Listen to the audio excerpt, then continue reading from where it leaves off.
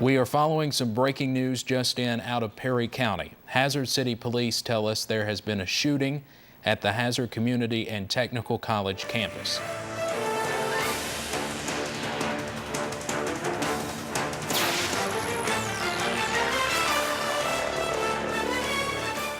This is a Mountain News Special Report. Good evening again. I'm Steve Hensley. We have lots of new information to tell you about now in the shooting at Hazard Community and Technical College that happened probably less than an hour ago. Unfortunately, it's a sad update. Police have just confirmed 2 people are dead, 1 injured, and 2 suspects in custody. WYMT's Katie Roach is live at Hazard Community and Technical College. And Katie, it looks like a very active scene there behind you.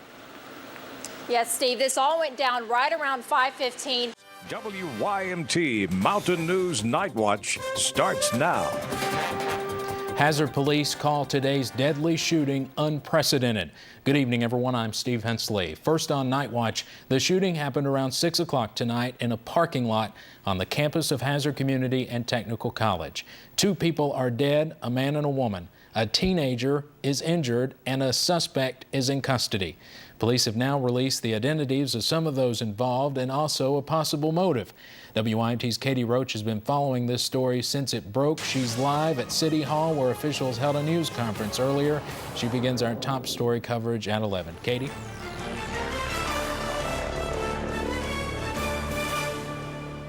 Good afternoon, everyone. I'm Steve Hensley. We are on the air this afternoon to bring you a news conference from Mingo County, West Virginia, with the latest information about the murder of Mingo County Sheriff Eugene Crum that happened around noon yesterday. This will be the first news conference since the one last night that we aired live during our 6 o'clock newscast. And there you see the picture of Sheriff Eugene Crum, who was gunned down yesterday near the courthouse in a parking lot in the spot where he usually eats lunch each day. Not a lot of new information has come out so far today. We do have funeral arrangements, though, for Sheriff Crum. We'll go ahead and pass those. Mountain News at 6 starts now. Good evening, everyone. I'm Steve Hensley. Tonight, a community begins the healing process as they remember the life of Mingo County, West Virginia Sheriff Eugene Crum. Crum was assassinated Wednesday afternoon while having lunch in Williamson. WYMT's Katie Roach is live at the courthouse to begin our team coverage with the latest on the investigation. Katie Roach and Whitney Burks, thank you very much on a rainy evening there in Mingo County, West Virginia. And certainly the events in Mingo County are drawing nationwide attention and leaving people wondering what caused the alleged shooter to pull the trigger. WYMT's Tanner Hesterberg went searching for answers and spoke to 2 high-ranking officials. He joins us now live in the newsroom with more on that. Tanner? That's right, Steve. This is the Mountain News Weekend Edition, remembering March 2nd. Good evening, everyone. I'm Steve Hensley. March 2nd, 2012, a day that many of us will remember the rest of our lives. At this hour, 1 year ago, deadly tornadoes were ripping homes, businesses, and lives apart across the state.